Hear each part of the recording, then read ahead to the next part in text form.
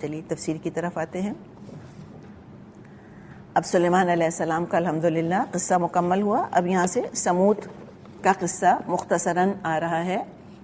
آیت نمبر 45 وَلَقَدْ أَرْسَلْنَا إِلَىٰ ثَمُودَ أَخَاهُمْ صَالِحًا، اور سمود کی طرف ہم نے ان کے بھائی صالح علیہ السلام کو یہ پیغام دے کر بھیجا کیا أَنِ اعْبُدُوا اللَّهَ، کہ تم اللہ کی عبادت کرو.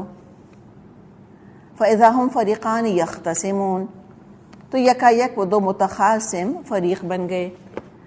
اب ایک مختلف علاقے کا قصہ آ رہا ہے. کبھی تو اللہ سلیمان علیہ السلام جیسی شان و شوکت اسلام کو عطا فرماتا ہے کہ بڑی بڑی حکومتیں سر جھکا دیں، اور کبھی ہم دیکھتے ہیں کہ کچھ اور معاملہ ہوتا ہے. اچھا، ایک بھی بڑا انٹرسٹنگ ہم نقطہ دیکھ سکتے ہیں. آپ کو یاد ہوگا سورہ مریم میں ہم نے رسول اور نبی کا فرق ڈسکس کیا تھا تھوڑا سا.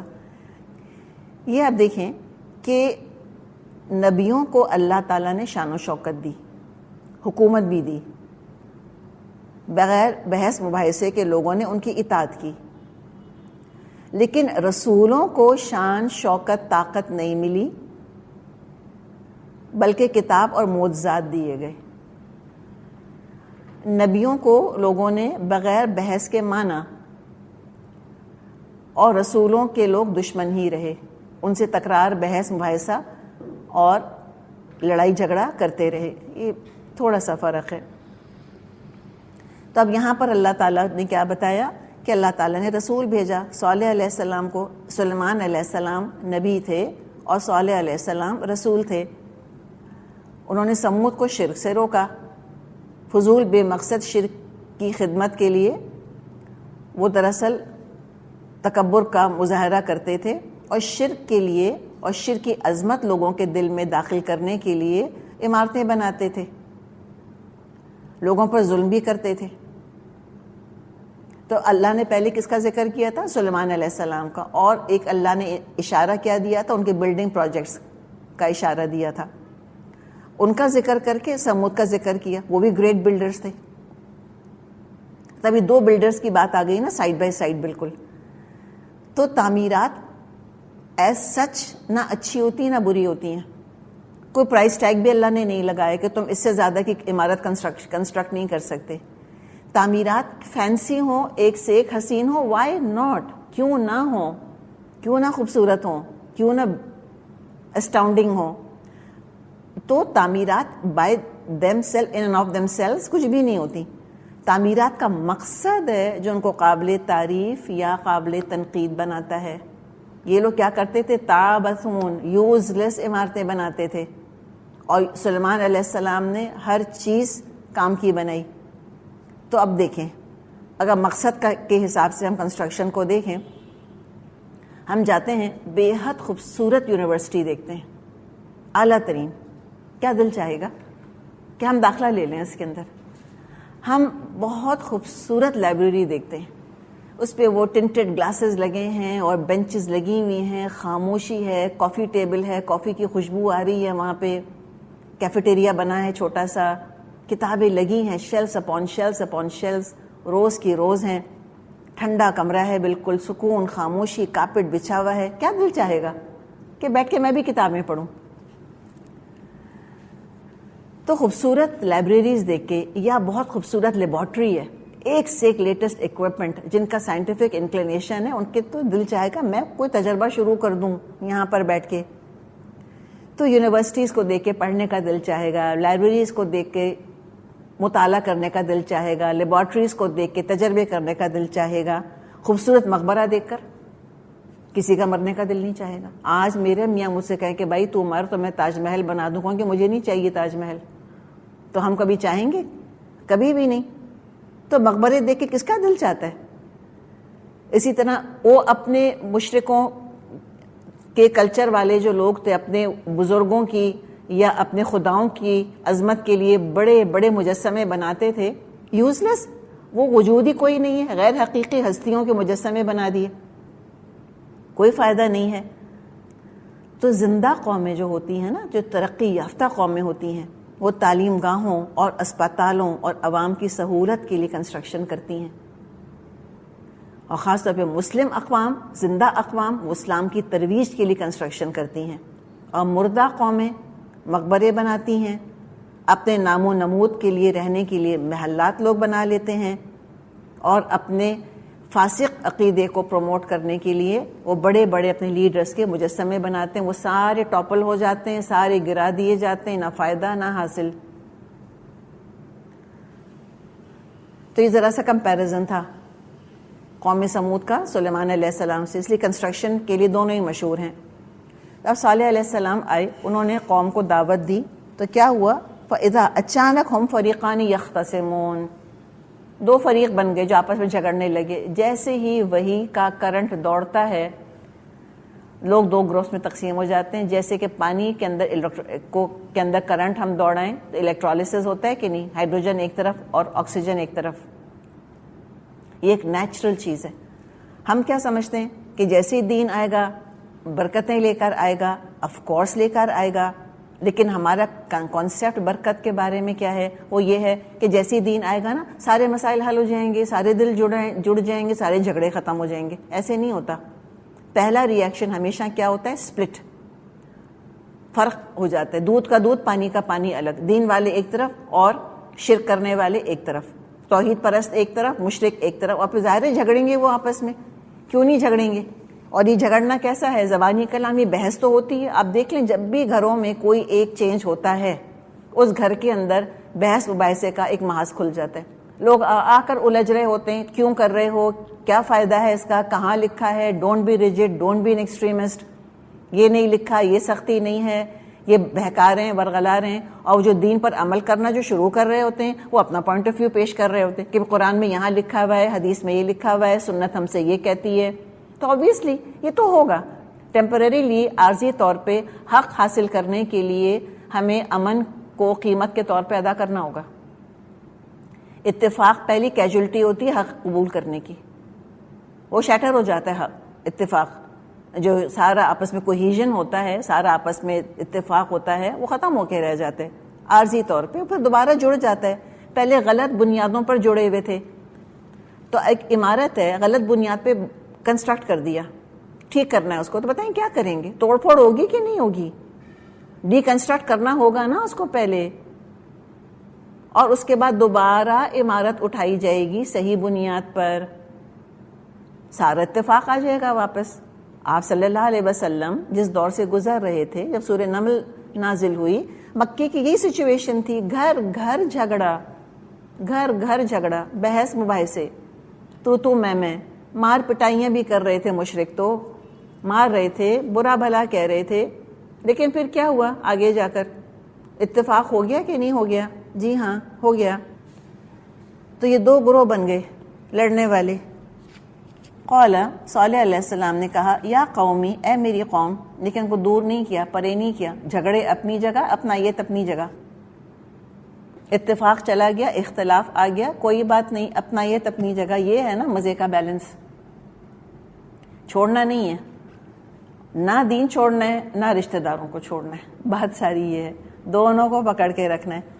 یا قومی کہہ رہے اے میری قوم، کتنا بھی لڑو جھگڑو ہو تو تم میرے، تو کہ یہ رول ہم بھی اپنے خاندانوں میں نافذ کر لیں کہ ٹھیک ہے اختلاف رائے ہو جاتا ہے، بعض دفعہ جذبات بھڑک اٹھتے ہیں، مسئلے کھڑے ہو جاتے ہیں، ان دی اینڈ ہے تو ہم آپس میں ایک دوسرے کے ہی نا، چھوڑنے کا تو کوئی سوال ہی نہیں۔ یا قومی، اے میری قوم، لما تستعجلون بالسیئۃ قبل الحسنہ، بھلائی سے پہلے برائی کے لیے کیوں جلدی مچا رہے ہو؟ لولا تستغفرون اللہ، کیوں نہیں تم اللہ سے استغفار کرتے؟ لعلکم ترحمون، شاید کہ تم پہ رحم کیا جائے۔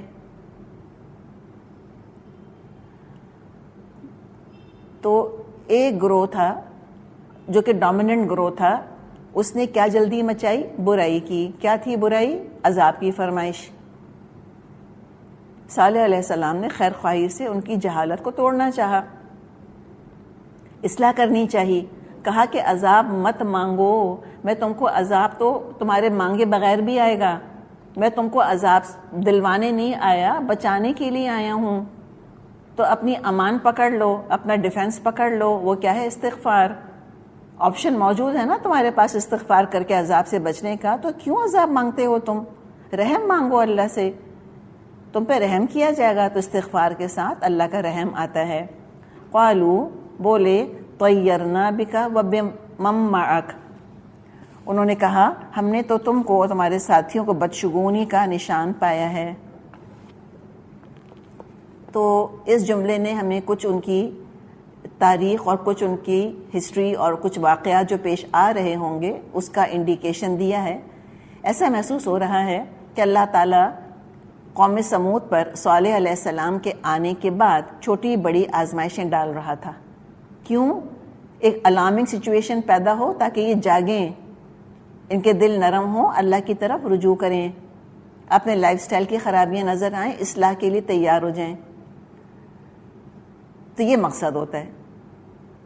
صالح علیہ السلام موجود تھے، ان کا تزکیہ کر دیتے، دنیا آخرت کی بھلائیاں مل جاتی، لیکن قوم جاگ کر نہ دی، الٹا صالح علیہ السلام کو بلیم کرنے لگ گئے کہ تمہاری باتوں کی وجہ سے، تمہاری بلاسفیمی کی وجہ سے ہمارے معبود خفا ہو گئے، اس لیے ہم پہ مشکلات آ رہی ہیں۔ اس لیے کہا طیرنا بکا وبمن معک، کہ ہم تمہارے ساتھ بدشگونی پائی ہے، تمہارے ساتھیوں کے ساتھ پہلے اچھے خاصے ہم رہ رہے تھے، اے صالح، تمہارے آنے کے بعد دیکھو ذرا کتنی مشکلات آ گئیں، یعنی سبق نہیں سیکھا۔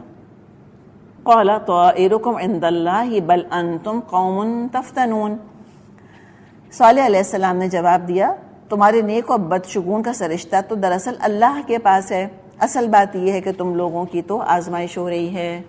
تو جواب دیا کہ تم آزمائے جا رہے ہو، اگر نہیں ایمان لاؤ گے تو اصل شامت آئے گی اللہ کی طرف سے۔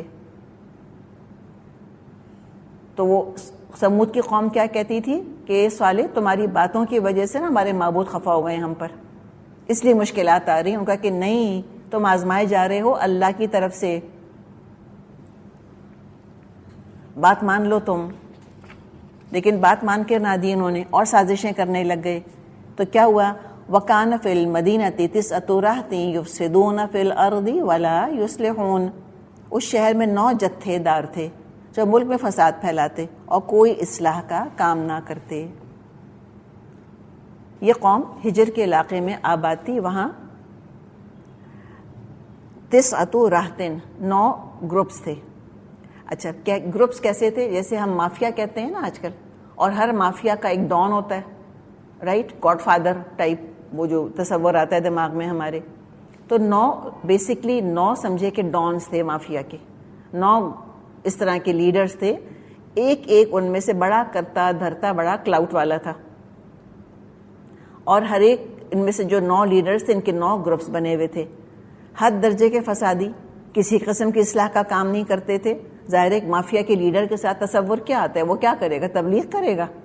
کیا وہ کنسٹرکٹیو کام کرے گا؟ نہیں، مرڈرز کرنا، ڈرگ سمگلنگ کرنا، کسی نوز، رشوت، prostitution, you name it and they do it, یہ سارے کام وہ کرتے ہیں۔ ایک فساد مچایا ہوا دنیا میں ان مافیا نے، ساری دنیا کی پولیس، ملکوں کی پولیس ان کے پیچھے پڑی رہتی ہے، انٹرپول ان کے پیچھے پڑا رہتا ہے، رشوت لیتے ہیں، یہ ہائرڈ اسیسنس کے ذریعے یہ جو ہے یہ ٹارگٹ کلنگز کرواتے ہیں، کیا کیا نہیں کرتے۔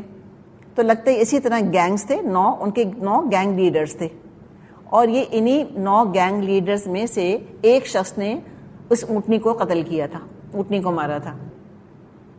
قالو، اب انہوں نے آپس میں مل کے کانفرنس کری، کیا؟ قالو تقاسموا باللہ لنبیتنہ وأہلہ ثم لنقولن لولیہ ما شہدنا مہلک اہلہ وإنا لصادقون، انہوں نے آپس میں کہا اللہ کی قسم کھا کر عہد کر لو کہ ہم صالح اور اس کے گھر والوں پر شب خون ماریں گے، پھر اس کے ولی سے کہہ دیں گے ہم اس کے خاندان کی ہلاکت کے موقع پر موجود نہ تھے، ہم بالکل سچ کہہ رہے ہیں۔ تو اونٹنی کو جب مار ڈالا ان لوگوں نے، تو صالح علیہ السلام نے وارننگ دے دی تھی کہ 3 دن کے بعد تم پر عذاب آ جائے گا۔ اس پر منصوبہ بنایا کہ صالح اور ان کے گھر والوں کو ہم قتل کر دیتے ہیں، پھر یہ کہیں گے یہ کام ہم نے تو نہیں کیا، قسم کھا لیں گے اور ہم قانون سے بچ جائیں گے۔ اچھا، اس سے 2-3 چیزیں پتہ چلتی ہیں۔ پہلی چیز کیا؟ تقاسموا باللہ، تو کیا پتہ چلا اس سے ہم کو؟ اللہ کو مانتی تھی قوم کی؟ نہیں، آف کورس مانتی تھی، ظاہر ہے بھئی مشرک جب تھے اللہ کو مانیں گے تو شرک کریں گے نا۔ زیادہ تر دنیا میں اب تک یہی ہوتا رہا، شرک، یہ تو ہم ایک انوکھا دور دیکھ رہے ہیں جب اللہ کے وجود ہی کا انکار ہے، اللہ کے وجود کی طرف سے ہی انڈیفرنٹ ہیں. ایک اللہ بھی نہیں چاہیے ان کو. پہلے تو ان کو ایک اللہ کافی نہیں لگتا تھا، وہ کہتے تھے ملٹیپل ہونے چاہیے، we need more than one God's.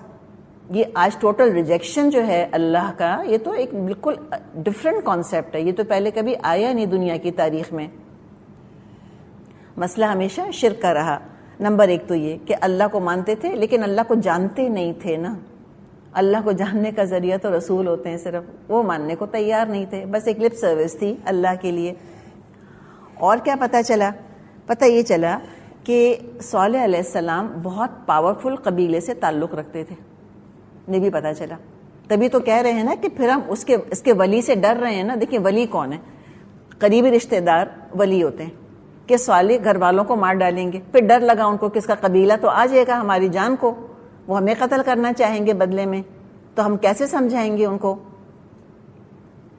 تو پھر ہم یہ کہہ دیں گے کہ ہم تو تھے ہی نہیں وہاں پر، ہمیں کیا پتا کس نے قتل کر دیا. دیکھیں اس کا مطلب یہ نہیں ہے کہ صالح علیہ السلام کا پورا قبیلہ مسلمان تھا. جو قبائلی ذہنیت ہوتی ہے وہ اپنے ساتھی کا، اپنے قبیلے والے کا ساتھ دیتی ہے، چاہے وہ صحیح ہو چاہے وہ غلط. تو جیسے کہ بنو ہاشم تھے، اب ابو طالب تھے، ابو طالب نے اسلام قبول نہیں کیا لیکن نبی اکرم صلی اللہ علیہ وسلم کے ہمدرد تو وہ تھے نا، پروٹیکٹ تو کرتے تھے ان کو. اور ابو طالب کے ڈر سے ہی انہوں نے ہاتھ نہیں ڈالا تھا نبی اکرم صلی اللہ علیہ وسلم پر. ابو طالب کے دنیا سے جانے کے بعد انہوں نے فزیکل تکلیفیں پہنچانی شروع کی تھیں محمد صلی اللہ علیہ وسلم کو، اور ایگزیکٹلی وہ نبی اکرم صلی اللہ علیہ وسلم کو اسی طرح قتل کرنے کے منصوبے بنا رہے تھے ابو طالب کے انتقال کے بعد. تو یہ قبیلے کا بہرحال ایک روب ہوا کرتا تھا. یہ بات ہمیں پتہ چلی. تھرڈ بات ہمیں کیا پتہ چلی کہ صالح علیہ السلام کے اپنے بیوی بچے سب مومن تھے. تبھی تو کہا کہ صالح کو بھی مار ڈالیں گے، اس کے گھر والوں کو بھی مار ڈالیں گے. اور پھر ہم کہہ دیں جب ولی آئیں گے تقاضا کرنے خون بہا کا یا قصاص کا، تو ہم صاف جھوٹ بول دیں گے کہ ما شہدنا مہلک اہلہ وانا لصادقون، ہم تو موجود ہی نہیں تھے اور ہم تو بالکل سچے ہیں. تو جرم پرابلم نہیں ہے ایز لانگ ایز قانون کی گرفت کے اندر نہ آئے. وَمَكَرُوا مَكْرًا وَمَكَرْنَا مَكْرًا وَهُمْ لَا يَشْعُرُونَ. یہ چال تو وہ چلے اور پھر ایک چال ہم نے چلی جس کی کہ ان کو خبر بھی نہ ہوئی. فَانظُرْ كَيْفَ كَانَ عَاقِبَةُ مَكْرِهِمْ أَنَّا دَمَّرْنَاهُمْ وَقَوْمَهُمْ أَجْمَعِينَ. اب دیکھو ان کی چال کا کیا انجام ہوا. ہم نے تباہ کر کے رکھ دیا ان کو اور ان کی پوری قوم کو، ختم کر دیا، ملیا میٹ کر دیا اللہ تعالیٰ نے. اللہ تعالیٰ نے ان کے عذاب کا بندوبست کر دیا. کچھ ان کو پتہ نہ تھا کہ ان کے سروں پر شامت منڈلا رہی ہے. اللہ نے پیس کے رکھ دیا ان کو. فَتِلْكَ بُيُوتُهُمْ خَاوِيَةً بِمَا ظَلَمُوا إِنَّ فِي ذَلِكَ لَآيَةً لِقَوْمٍ يَعْلَمُونَ. وہ ان کے گھر خالی پڑے ہیں اس ظلم کی پاداش میں جو وہ کرتے تھے. اس میں ایک نشان عبرت ہے ان لوگوں کے لیے جو کہ علم رکھتے ہوں. تورات میں آتا ہے اے آدم کے بیٹے ظلم نہ کر، یہ تیرے گھر کو تباہ کر دے گا. تو ظلم گھروں کو برباد کر دیتا ہے. ظلم نہیں کرنا چاہیے انسان کو. تو اللہ تعالیٰ نے ختم کر دیا. یہ بس گھر ان کے بچ گئے ہیں. علم والے عبرت حاصل کرتے ہیں اور جو حقائق کا علم نہیں رکھتے وہ کچھ بھی نہیں سیکھتے. فرمایا وَأَنْجَيْنَا الَّذِينَ آمَنُوا وَكَانُوا يَتَّقُونَ. اور ہم نے ان لوگوں کو بچا لیا جو ایمان لائے تھے اور نافرمانی سے پرہیز کرتے تھے. تو علم کا بھی ذکر کیا گیا. وَأَنْجَيْنَا الَّذِينَ آمَنُوا وَكَانُوا يَتَّقُونَ ذکر کیا گیا ایمان کا اور تقوی کا کہ تقوی والے دراصل عبرت حاصل کرتے ہیں. اور جو ایمان اور تقوی ہے یہ لازمی طور پہ علم کا تقاضا کرتا ہے. جن کے پاس حقیقت کا علم نہیں ہوتا، وحی کا علم نہیں ہوتا، وہ کوئی سبق حاصل نہیں کرتے. ایک سرسری سپرفیشل نظر سے شان و شوکت دیکھتے ہیں، مادی ترقی کا اندازہ لگاتے ہیں اور اخلاقی زوال کو، دینی زوال کو وہ کوئی اہمیت نہیں دیتے. ان کے خیال میں کوئی امپورٹنٹ چیز نہیں ہے. Morality is nothing. مومن تو پوچھتا ہے نا کہ اللہ نے کیوں تباہ کیا؟ تو قرآن جواب دیتا ہے گناہوں کی وجہ سے ان کو ہلاک کیا. پھر مومن ان کاموں کے قریب نہیں پھٹکتا جن کی وجہ سے قوموں پر عذاب آیا. تو صرف ایمان والوں نے، تقوی والوں نے دنیاوی عذاب سے نجات پائی اور آخرت میں بھی وہی عذاب سے بچیں گے. اللہ نے کہا نا کہ اس میں آیت ہے، نشانی ہے لقوم یعلمون. تو علم کا ذکر دیکھا ہم نے، ایمان کا دیکھا اور ہم نے تقوی کا ذکر دیکھا. اللہ تعالی ہم کو ان کا وافر حصہ نصیب فرمائے، ان تینوں خوبیوں کا، تینوں نعمتوں کا. اب آگے قصہ آیا اس کا لوط علیہ السلام کا. وَلُوطًا إِذْ قَالَ لِقَوْمِهِ أَتَأْتُونَ الْفَاحِشَةَ وَأَنْتُمْ تُبْصِرُونَ.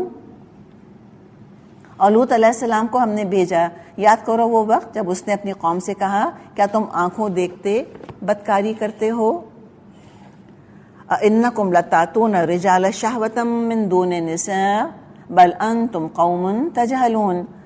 کیا تمہارا یہ چلن ہے کہ عورتوں کو چھوڑ کر مردوں کے پاس شہوت رانی کے لیے جاتے ہو؟ حقیقت یہ ہے تم لوگ سخت جہالت کا کام کر رہے ہو. تب یہاں ایک اور چیز ہم کو بتائی گئی. وہ کیا؟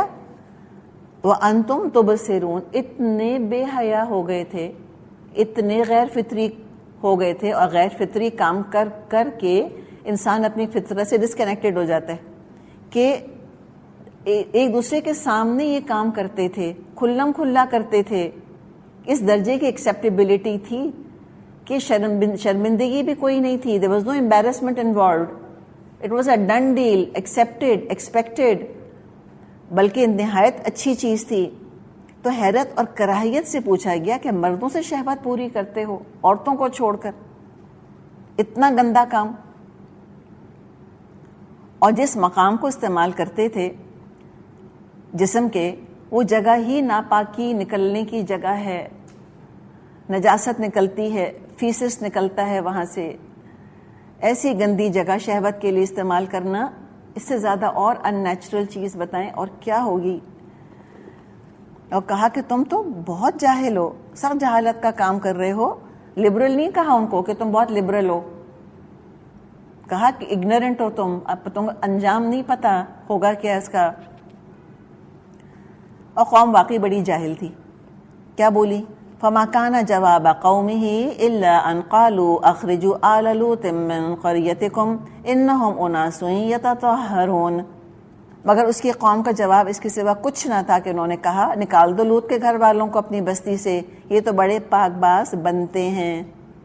یعنی کہ پریٹینڈ کر رہے ہیں اندر سے گندے تو یہ بھی ہیں. اور یہ بھی لوگوں کا ایک طریقہ رہا کہ جب کوئی پاکی کی طرف بلاتا ہے، دین کی طرف بلاتا ہے، تو کہتے ہیں پریٹینڈ کر رہے ہیں، اصل میں تو یہ بھی اندر سے ایسے ہی گندے ہیں. بنتے ہیں بڑے نیک، کہتے ہیں بڑے نیک بنتے ہیں، بڑے پاک باز بنتے ہیں، بڑی چادریں ڈالنی ہیں اپنے اوپر، بڑی نیک بننے کی کوشش کرتی ہیں، ایسی باتیں کرتے ہیں، بڑی داڑیاں رکھ لی ہیں، پتہ نہیں کیا سمجھ رہے ہیں، بہت اچھے ہیں جیسے. تو یہ ان کا طریقہ طنز کرنے کا، تانے دینے کا، بدگمانیاں کرنے کا.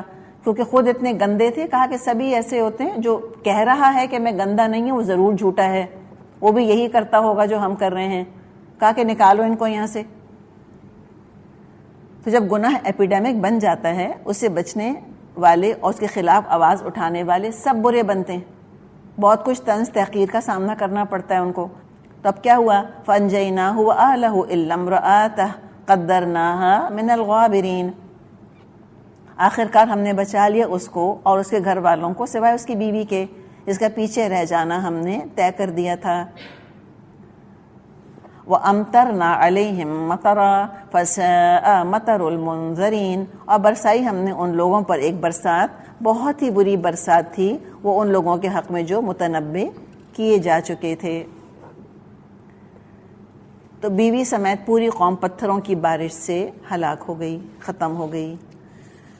تو کہیں قل الحمدللہ، اے نبی کہیے الحمدللہ، کل شکر اور تعریف اللہ کے لیے ہے. وسلام علی عبادہ الذین اصطفیٰ، اور سلام اس کے ان بندوں پر جنہیں اس نے برگزیدہ کیا. اللہ خیر اما یشرکون، ان سے پوچھو اللہ بہتر ہے یا وہ معبود جنہیں یہ لوگ اس کا شریک بنا رہے ہیں. پچھلے سارے واقعات بتا دیے کہ اللہ دنیا بنا کر اسے بے خبر نہیں ہے. اس کے عدل اور انتقام، رحمت اور انعام کی شانیں مستقل ظاہر ہو رہی ہیں.